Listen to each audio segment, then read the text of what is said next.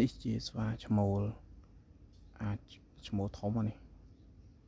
ហើយកូនវាពីរពងបល័យលេងជាមួយមួយនៅខាងនេះមួយនៅខាងនេះនេះឃើញកតុយបាំងតទៅបាត់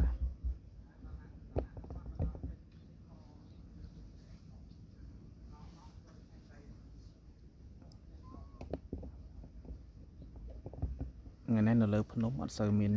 ភ្ញៀវទេសចរឡើងមកលេងអញ្ចឹងទៅអត់សូវមានអ្នកបោះចំណីឲ្យវាស៊ីទេ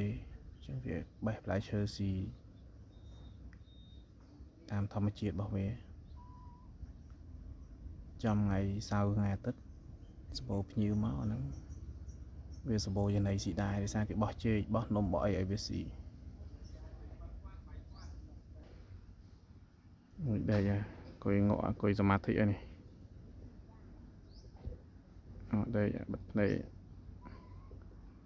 អត់ដែរឃើញវាដេកលើដើមឈើអញ្ចឹងវាអាចធ្លាក់អត់ណា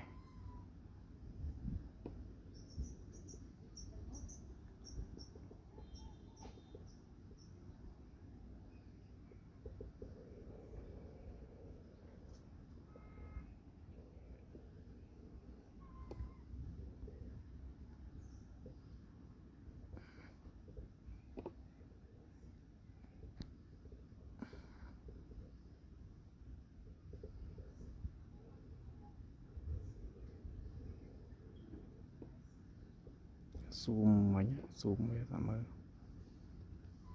យ៉ាអាយ៉ាភ្ញាក់ឃើញដើរទៅចិត្តភ្ញាក់